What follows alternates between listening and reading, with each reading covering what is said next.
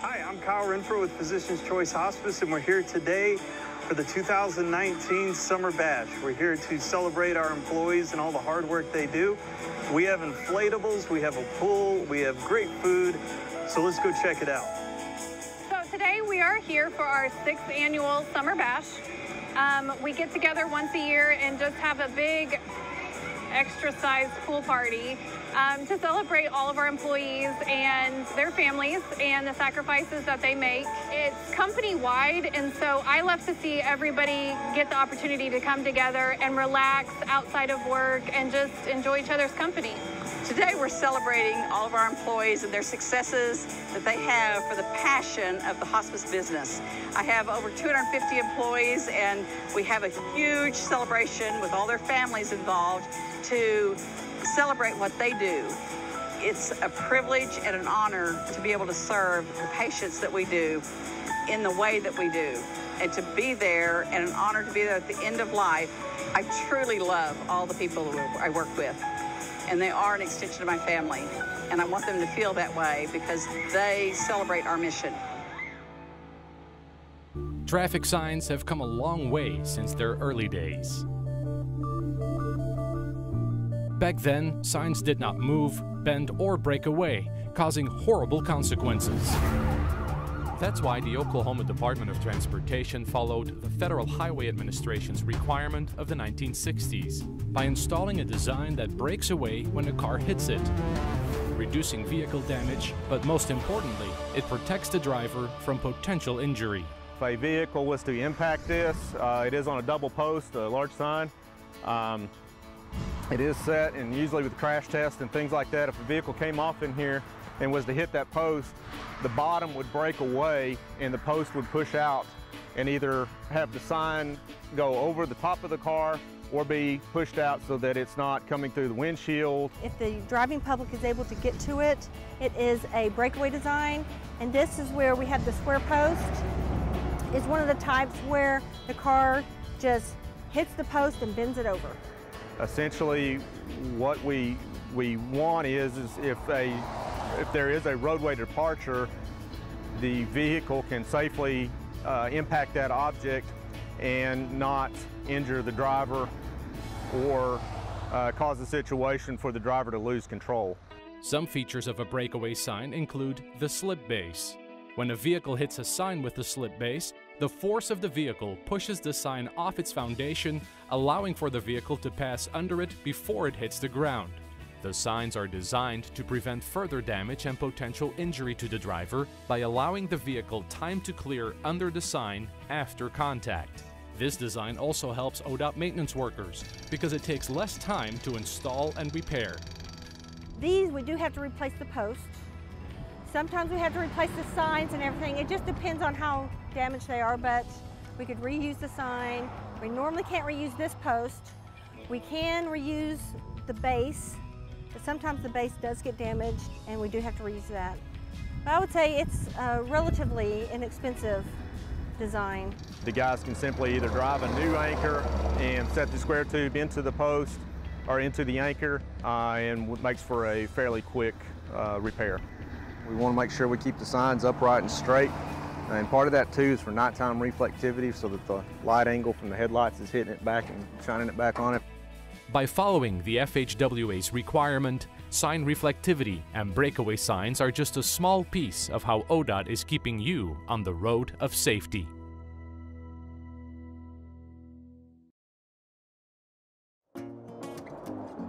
Born on the rugged plains of Oklahoma in 1976, Bridges Health has grown and thrived. We are Oklahomans serving Oklahomans in 23 cities statewide through 36 locations. Bridges Health became an ESOP on December 31st, 2020, 9 months into the COVID-19 pandemic. Our employees are the resilient force standing against a current of ever-changing challenges, providing the best possible care for people entrusted to us, 24 hours a day, 7 days a week. When I was approached about the opportunity to come join Bridges as their president and CEO and succeed someone who I've respected for a very long time, and converting ownership to 100% employee owned was very exciting to me. In this sector, at the end of the day, we are people caring for people, and they have the hardest job in the world and also the most rewarding job in the world. For them to have that recognition and that earned benefit through simply their service is exciting to me. I think with the ESOP and how people are finally understanding that they have ownership in the company, that there's a whole different sense of pride, not only in just the grounds of the facility, but in the work they do, and also in supporting their teammates and their fellow owners in the company. And so it's really, that evolution, I think, just continues as they continue to see the tremendous buy-in and actually pride of being part of something that they actually have a piece of. As we've gone through COVID and all of the challenges that we've faced and similar organizations to us have faced, I feel like we have done a better job than our peers. And I absolutely attribute that to our employees. And I believe that the employee ownership aspect has really provided that benefit to us and to the company. This industry has evolved and is constantly evolving, and quality is everything. And as you look at ESOPs, it's all about that team of owners that are really caring about the product they're delivering, the service, the care, the bedside. And so I really feel like that as we continue to evolve, those people will, the employee owners will further themselves through education, have bigger roles in the company as time moves on. I am a Bridges Health employee owner. My efforts and my decisions impact the bottom line for me or the company. I own providing great care and service. I own making good decisions. I own taking great care of equipment provided to me. I own we all own being a great teammate. Really great. Awesome. And sharing the wealth. I am Bridges Health. ESOP Evolution. Hashtag 100%. When you are using a cell phone while you're driving or in the work zone, you are not paying attention to your surroundings and what's going on. It is taking your mind and your eyes off the road, which can be dangerous and even deadly. Safety means that I go home at the end of the day. That way I can go back to my family. Because if there's anything I do and it's not right or wrong, that can cause the life of a friend or co-worker as well as myself.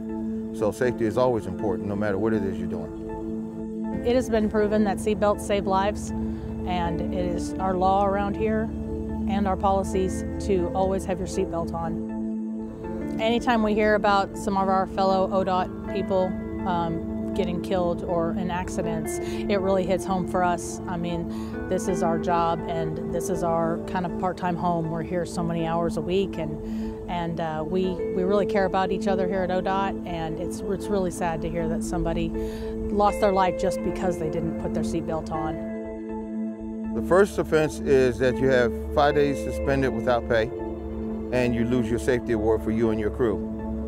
Second offense is 10 days suspended with no pay for a whole paycheck, period. And the third is being terminated. You no longer work for ODOT. If you get a text message or a phone call while you're driving or working, just pull over to the shoulder and get out of the lane of traffic. That way you're not hurting yourself or anyone else. I think the benefits are that the people will be more mindful of being safe, that they will actually do what's necessary so they can still get their safety awards and make sure that they're safe for themselves and others. It sounds like the new policy is put there to hurt you in some way or punish you, but it's put there to save your life.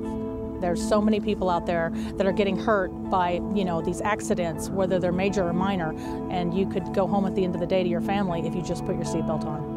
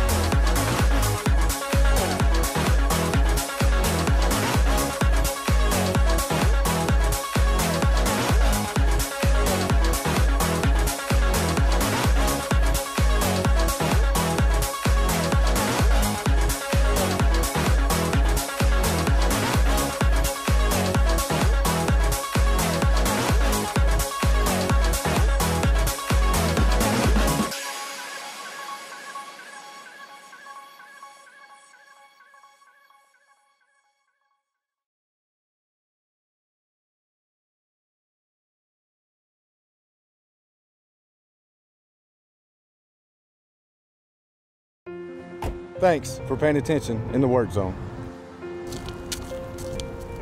In keeping us safe by not speeding. And by maintaining your distance from us and other cars. So we can take care of the highways. To keep you safe, day or night. Thank you. Thank you. Thank you. Thank you. Thank you. Your life matters. Drive like it. Thanks for paying attention in the work zone. In keeping us safe by not speeding. So we can take care of the highways. To keep you safe, day or night. Thank you. Your life matters. Drive like it. The Oklahoma Department of Transportation takes safety of its employees very seriously. In this video, we show you the safe and correct way to operate the jackhammer. Prior to operating the jackhammer, you must wear the proper PPE, which include eye protection, steel-toed boots are not required but are highly recommended, hearing protection, and respiratory protection. Only qualified and essential personnel should be in the immediate jackhammer work area. Inspect the jackhammer by checking the hoses for breaks, cracks, and worn or damaged couplings. Look for other damage or loose parts. Always use the proper air couplings for each tool.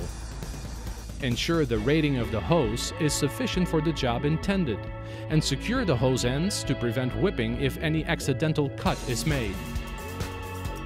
Do not remove any safety guards from the jackhammer. Use anti-vibration handle covers or anti-vibration gloves when operating the jackhammer. Always use the proper point for the material you will be braking. To safely start a jackhammer, connect the air hose to the jackhammer.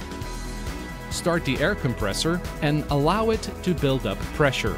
Once enough pressure has built up, place the jackhammer firmly in the area where the cut is going to occur. When you're in position and in a safe operational stance with your feet clear of the chisel point, place both hands firmly on the handles. On one handle will be the lever to engage the jackhammer. Press down on the handle to activate the jackhammer and release the handle to stop operation. When operating a jackhammer, make sure to keep a wide stance and bend your back slightly forward when you're operating it. Operators should brace themselves against the high level of torque exerted by the tool. Rotate workers whenever possible when you have to jackhammer for extended periods of time. Operate the tool at a slight angle by leaning it back towards you. This way, you keep the tool from getting stuck in the material and the tool from operating out of control. If the tool gets out of control, stop and reposition. Always keep your feet clear of the chisel point. Do not position the tool point using your foot. This can cause injury. Always remember that tool points will be hot after prolonged operation. Wait for the bit to cool before removing it. Shut off the air supply and relieve pressure from the supply hose before changing tool points. Check for dust when you're operating a jackhammer. Use water suppression and/or respiratory equipment to eliminate exposure to respirable dust.